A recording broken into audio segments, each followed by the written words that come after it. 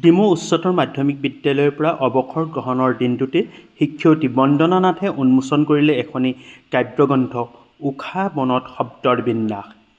ডিমৌ লাচিত নগৰৰ নিজা বাসগৃহত আয়োজন কৰা এই গ্ৰন্থ উন্মোচন আৰু অৱসৰ গ্ৰহণৰ দিনটোৰ গাম্ভীৰ্যপূৰ্ণ অনুষ্ঠানত উপস্থিত থাকে ডিমৌ উচ্চতৰ মাধ্যমিক বিদ্যালয়ৰ বৰ্তমানৰ অধ্যক্ষ বকুল দত্ত, প্ৰাক্তন অধ্যক্ষ প্ৰাণময়ী হাজৰিকা, অৱসৰপ্ৰাপ্ত শিক্ষক ঘনকান্ত গগৈ, লম্বোদৰ গগৈ, মীনাৰঞ্জন গগৈ, অঞ্জুমণি গগৈ মেধি, ললিত দেউৰী আদি বহুসংখ্যক বৰ্তমানৰ আৰু অতীতৰ বহুসংখ্যক শিক্ষক কৰ্মচাৰী শুভাকাংক্ষী এই অনুষ্ঠানত উপস্থিত থাকে। পুৱাৰ ভাগতে বন্দনা নাথৰ বাসগৃহত সদ্যপ্ৰয়াত অসমীয়া জাতিৰ প্ৰাণৰ শিল্পী জুবিন গাৰ্গৰ প্ৰতিচ্ছবিত বন্তি প্ৰজ্বলন কৰে অধ্যক্ষ বকুল দত্তই। শিল্পীজনৰ প্ৰতিচ্ছবিত বন্তি প্ৰজ্বলনেৰে কাৰ্যসূচী শুভাৰম্ভ কৰাৰ পাছতে বক্তব্য আগবঢ়ায় অধ্যক্ষ বকুল দত্তই। অধ্যক্ষ বকুল দত্তই প্ৰয়াত শিল্পীজনৰ প্ৰতিচ্ছবিত বন্তি প্ৰজ্বলনেৰে কাৰ্যসূচী শুভাৰম্ভ কৰি বন্দনা নাথ দুৱৰাৰ অৱসৰ গ্ৰহণৰ পাছত আৰম্ভ হোৱা নতুন জীৱনলৈ অভিনন্দন জ্ঞাপন কৰে।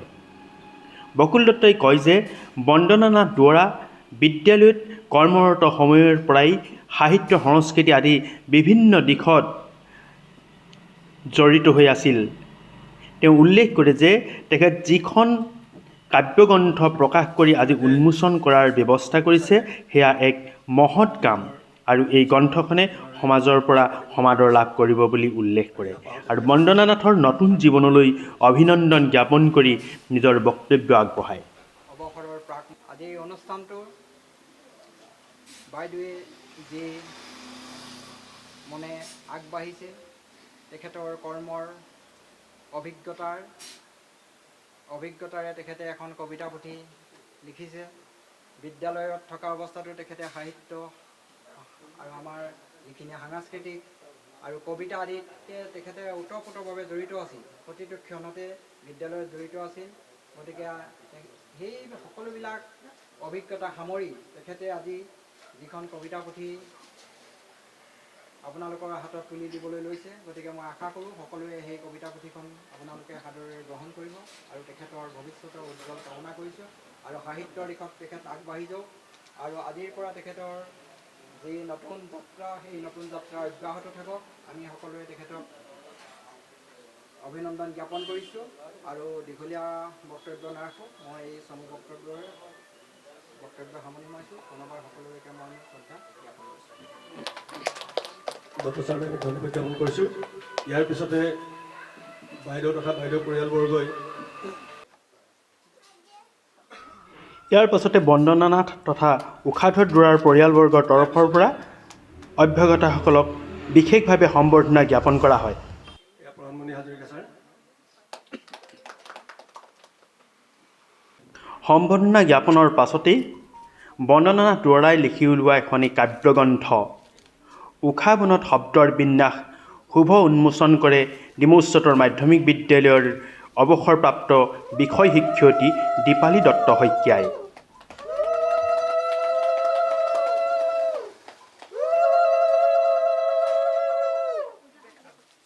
এখন সুন্দৰ বেটুপাতৰ বহুকেইটা সুন্দৰ কবিতা সন্নিৱিষ্ট এই কাব্যগ্ৰন্থখন উন্মোচন কৰি তেখেতে উল্লেখ কৰে যে এই কাব্যগ্ৰন্থখনি আচলতে এক বাস্তৱধৰ্মী আৰু সময়োপযোগী গ্ৰন্থ হৈছে। আজি ইমান বেছি আনন্দ লাভ কৰিছোঁ সেই কথা মই ভাষাৰে প্ৰকাশ কৰিব নোৱাৰিম।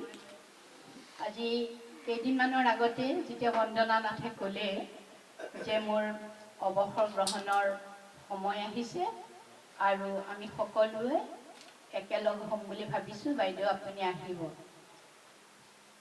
সকলো কিবা থাকিলেও আজিকালি কিবা কিবি কামত অলপ ব্যস্ত থাকোঁ, গতিকে 30 তাৰিখটো মই কেলেণ্ডাৰত ভুলকৈ আঁকি থৈছোঁ যাতে মই অন্যলৈ নাযাওঁ। আৰু তাৰপিছতে আৰু এটা ভাল লগা কথা শুনিলোঁ যেতিয়া গম পালোঁ যে তেওঁ এখন কবিতা পুথি উন্মোচন কৰিব। খুব ভাল লাগিলে। কবিতা পুথিখনৰ নাম দিছে উষা বনত শব্দৰ বিন্যাস। মই গৃহস্থক যেতিয়া ক'লোঁ যে কিতাপখনৰ নাম উষা বনত শব্দৰ বিন্যাস দিছে, তেওঁ আকৌ ক'লে কি শব্দৰ বিন্যাসতকৈ শব্দৰ বিননি বুলি ক'লে বেছি ভাল লাগিলে, আৰু বেছি ভাল লাগিব, কাব্যিক হ'ব। মই যেতিয়া বন্দনাক ক'লোঁ, তেওঁ মানে এই উষা বনত নামটো দিয়াৰ এটা অৰ্থ আছে। তেওঁ যেতিয়া ক'লে তেতিয়া মোৰ আৰু বেছি ভাল লাগিলে যে উষা বনত তেখেতৰ স্বামীৰ নাম উষাধৰ, আৰু উষা আৰু বন্দনা, গতিকে আমি ভবাটো নহয় উষা বন মানে উষাধৰ আৰু বন্দনা। উষা বনত শব্দৰ বিন্যাস মানে কিমান বেছি ভাল পালে, কিমান বেছি শ্ৰদ্ধা কৰিলে নিজৰ মানুহজনৰ নামটো। তোমাৰ প্ৰথম কবিতা সংকলনত তেওঁ নিজৰ স্বামীৰ নামটো ইয়াত অন্তৰ্ভুক্ত কৰিছে। আপুনি বহুত ভাগ্যৱান। খুব ভাল লাগিছে। আৰু মই ক'লোঁ, তেওঁ মোক ক'লে যে আপুনি মোক এটা শুভেচ্ছা বাণী দিব। মই বোলো মইনো কি শুভেচ্ছা বাণী দিম, অনুভৱৰ একাষাৰ বাৰু লিখিম, তুমি কেইটামান কবিতা মোলৈ পঠিয়াই দিবাচোন বাৰু, এনেকৈ ক'লোঁ। তেওঁ 4টা নে 5টা কবিতা মোলৈ পঠিয়াই দিছিলে। সেই কবিতাকেইটা পঢ়ি মই খুব আপ্লুত হ'লোঁ, ভাল লাগিলে খুব কবিতাকেইটা পঢ়ি পেলাই। ইয়াত সেই কবিতাকেইটা সন্নিৱিষ্ট হৈ আছে। প্ৰথমতেই নৱপ্ৰজন্মৰ শৈশৱ। তেওঁৰ যিটো প্ৰথম কবিতা সেইটো হৈছে নৱপ্ৰজন্মৰ শৈশৱ। তাৰপিছত পৰিধি, মাধৱ গুৰু, এধানীৰ সংসাৰ, ককালৈ চিঠি, শিল্পীৰ প্ৰাণ, কেনে আছা তুমি, এজাৰ বুলীয়া, কুলি, জলছবি, জীৱন যুঁজ, শৰতৰ বতৰত, কবিতাৰ সংজ্ঞা, ফাগুনৰ ৰং, ঠিকনা, নিৰ্জনতা, মোৰ হেঁপাহৰ আই ঘৰখন, ধোঁৱা, জ্ঞান মন্দিৰ, সমন্বয়। এই যে প্ৰথম যিটো কবিতা নৱপ্ৰজন্মৰ শৈশৱ, এই কবিতাটো পঢ়ি মই খুব আপ্লুত হ'লোঁ, উদ্বুদ্ধ হ'লোঁ। এই কবিতাটোতে কবি বন্দনা নাথে তেওঁ বাস্তৱিক ৰূপটো কেনেকৈ চাইছে তাক প্ৰতীয়মান হৈছে। যে আজিৰ শিশুৰ বাবে শৈশৱ এক অভিশাপ। পিঠিত সিহঁতৰ মেটমৰা বোজা, কিতাপৰ পাহাৰৰ অনুকৰণ কৰিব লাগে সিহঁতে মাক দেউতাকৰ নিৰ্দেশত এখন অলিখিত ডায়েৰী। একদম সঁচা কথা নহয়নে বাৰু? আমি আমাৰ শৈশৱটো কেনেদৰে পাৰ কৰিছিলোঁ আৰু আজিৰ সন্তানে শৈশৱটো কেনেদৰে পাৰ কৰে। এইখিনিতে আপোনালোকক মই এটা সঁচা কথা এটা ক'বলৈ লৈছোঁ। সোণাৰীৰ এজন ল'ৰা, মোৰ আত্মীয়, মাক শিক্ষয়িত্ৰী। মাকৰ এটা লক্ষ্য যে ল'ৰাটো কেনেকৈ হাইস্কুল শেষান্ত পৰীক্ষাত এটা স্থান দিব পৰা যায়। সেইটো লক্ষ্য আগত লৈ ল'ৰাটো এনেকুৱাকে তাক পঢ়ুৱালে আৰু তেওঁ লক্ষ্যত অৱশ্যে উপনীত হ'লো। কিন্তু যেতিয়া 10ম শ্ৰেণীৰ টেষ্ট পৰীক্ষা হৈ গ'ল, তেওঁৰ লগৰ ল'ৰা এটাৰ বায়েকৰ বিয়া। তেওঁ ক'লে তাৰ আগতে আকৌ মাহীয়েকৰ বিয়া হৈ গ'ল, একমাত্ৰ মাহীয়েক।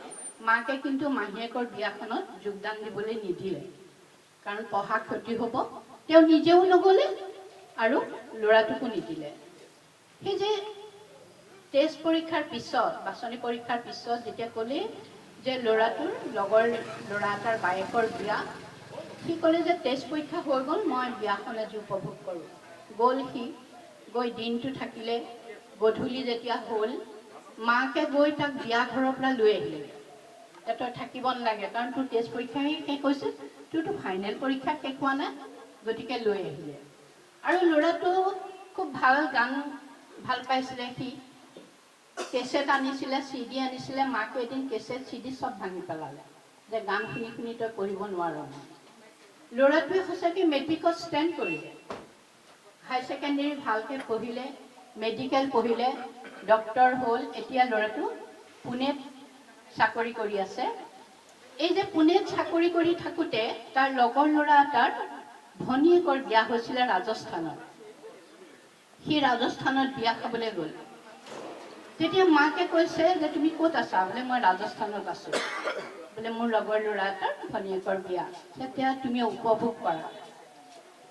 সি তেতিয়া মাকক যিষাৰ কথা ক'লে, সেইষাৰ কথা শুনাৰ পিছত সকলোৰে কিন্তু গাটো জিকাৰ খাই উঠিল। সি মাকক ক'লে যে মা, আজি মই বিয়া খাবলৈ আহিছোঁ হয়, কিন্তু মোৰ এনেকুৱা লাগিছে কিয়, তুমি মোক মোৰ শৈশৱটো, মোৰ কৈশোৰটো ঘূৰাই দিব পাৰিবানে? এটা দিন আছিলে যিটো দিনত মই ইমান আনন্দেৰে সৈতে গৈছিলোঁ বিয়া খাবলৈ মোৰ লগৰ ল'ৰাৰ বায়েকৰ। সেই যিটো আনন্দ আছিলে, যিটো উপভোগ কৰাৰ মোৰ মন আছিলে, আজি কিন্তু এইখন বিয়াত সেই মোৰ মনটো নাই। মই শৈশৱত যি কৰিবলৈ ভাল পাইছিলোঁ, মই কৈশোৰত যি কৰিবলৈ ভাল পাইছিলোঁ, তুমি মোক একোৱেই নিদিলা। গতিকে এইবোৰত আজিকালি মোৰ ভাল নালাগে মা। মোৰ এনেকুৱা লাগে তুমি বাৰু মোক ঘূৰাই দিব পাৰিবানে শৈশৱ আৰু কৈশোৰটো? চাবলৈ গ'লে কিমান ডাঙৰ কথা। আজি সঁচাকৈ আমি ল'ৰা ছোৱালীবিলাকক এটা মুক্ত মন দিব পৰা নাই, যিটো বন্দনাই কবিতাটোত উল্লেখ কৰিছে। কিন্তু কোনে বুজিব সিহঁতৰ কণমানি হৃদয়ৰ বেদনা? ফিৰিঙতিৰ দৰে উৰি ফুৰা সিহঁতৰ মনৰ সপোনবোৰ, ফৰিঙৰ দৰে জঁপিয়াই ফুৰা সিহঁতৰ হাত ভৰিবোৰ নিয়ন্ত্ৰিত হয় এক নিৰ্দিষ্ট তালত। দৃষ্টিশক্তি স্থবিৰ হয় কেৱল টিভি, কম্পিউটাৰ, লেপটপৰ পৰ্দা। শৰতৰ জোনাকত অনুভৱ নকৰে সিহঁতে জোনাকৰ মাদকতা। নিৰ্মল আকাশৰ তলত বহি নুশুনে সিহঁতে আইতাৰ মুখৰ সাধু কথা। নেসাজে বালিঘৰ ককাৰ চোতালত। এই সৰু ল'ৰা ছোৱালীবিলাক তাহাঁতে জন্মতে একো শিকি নাহে, আৰু সৰুকাল চোৱা তাহাঁতৰ নিৰ্দোষ দুষ্টামিৰে ভৰপূৰ। সেই সময়ত সিহঁতি পখিলা খেদি ভাল পায়, ফৰিঙৰ দৰে জঁপিয়াই ভাল পায়, কিন্তু সেই সময়ত আমি কি কৰিছোঁ?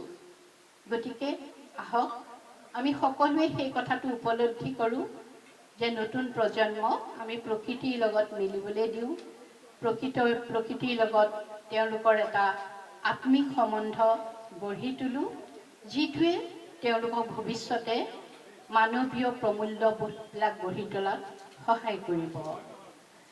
এখন প্ৰথম কবিতাটোৰ কথাই কৈছোঁ। বাকী বন্দনা নাথৰ স্বামী অৱসৰপ্ৰাপ্ত শিক্ষক উষাধৰ দুৱৰাই নিজৰ বক্তব্যত যিসকল অতিথি তথা অভ্যাগতই বন্দনা নাথ দুৱৰাৰ এই বাসগৃহত আহি তেখেতক এই অৱসৰী জীৱনৰ যি অভিনন্দন জ্ঞাপন কৰিলে বা গ্ৰন্থ উন্মোচনী অনুষ্ঠানত উপস্থিত থাকি উৎসাহ উদ্দীপনা জনালে, তেখেতসকলক বিশেষভাৱে কৃতজ্ঞতা জ্ঞাপন কৰে। মোৰ ফালৰ পৰা আন্তৰিক শুভেচ্ছা জ্ঞাপন কৰিছোঁ। আজি ভাল লাগিছে যে ডিমৌ উচ্চতৰ মাধ্যমিক বিদ্যালয় শিক্ষক শিক্ষয়িত্ৰীবৃন্দ সঁচাকৈ বৰ মৰমীয়াল। আমাৰ বন্দনাৰ লগত যদি মৰম নাথাকিলেহেঁতেন তেনেহ'লে আজি ইমান কেইজন শিক্ষক শিক্ষয়িত্ৰী বন্ধু বান্ধৱীক লগ নাপালোহেঁতেন। আমি সৌভাগ্যৱান। আজি তেওঁ কৈছে যে মই ইতিমধ্যে বাইদেউৰ একমাত্ৰ ভগ্নী আমাৰ মাজত আছে, পৰিচয় কৰাই দিলে। তেখেতৰ কিছু মনৰ ভাৱ প্ৰকাশ কৰিব হৈছে। মই ক'ব নোৱাৰোঁ। এসময়ৰ কৰ্মৰত ডিমৌ উচ্চতৰ মাধ্যমিক বিদ্যালয়ৰ ছাৰ বাইদেউসকল আৰু বৰ্তমানৰ কৰ্মৰত ছাৰ বাইদেউসকল, আপোনালোক সকলোকে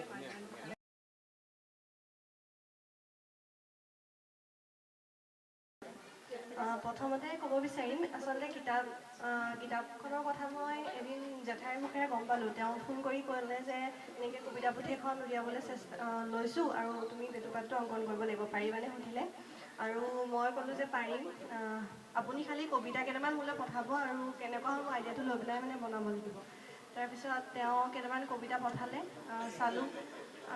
সাধাৰণতে কবিতাৰ আজিকালি আমাৰ জেনেৰেশ্যনৰখিনিয়ে মানে কবিতা পুথি উলিয়ালে দুটা বা এটা শব্দ দিয়ে, ধৰি লওক ইমান মানে দীঘল শব্দ নিদিয়ে। আৰু মই তেওঁৰ পৰা জানিব বিচাৰিলোঁ যে এনেকুৱা দীঘল শব্দ এটা তেওঁ কিয় দিলে। তাৰপিছত তেওঁ জনালে কথাখিনি। জনাৰ পিছত ভাল লাগিল। তাৰপিছত মই ভাবিলোঁ যে যিহেতু জীৱনৰ লগত ৰিলেট থকা এটা নাম দিছে কবিতা পুথিখনৰ, আৰু সেইবাবে মই ভাবিলোঁ এই কবিতা পুথিখনৰ বেটুপাতটো জীৱনক প্ৰতিফলিত কৰক। আৰু সেইবাবে মই গছজোপা যিহেতু আঁকিলোঁ, গছৰ তলৰখিনি কিতাপৰ পৰা ওলাই অহাৰ নিচিনা হৈছে, তাত মানুহৰ জীৱনটো প্ৰতিফলিত কৰাৰ মই চেষ্টা কৰিছিলোঁ। আচলতে মানুহৰ জীৱনটো এজোপা গছৰ নিচিনা বুলি মই ভাবোঁ, কাৰণ গছজোপা ডাঙৰ হয়, ওখ হয়, বাঢ়ি যায়, আৰু তেনেকৈ আমাৰ জীৱনটো লাহে লাহে বাঢ়ি যায়, আৰু তেনেকৈ এদিন আগবাঢ়ে, জীৱনে ৰং বিলায়। তেনেদৰে গছজোপাই আমাক নতুন নতুন বস্তু কিছুমান দিয়ে। আমাক গছজোপাই আচলতে জীৱন জীয়াবলৈ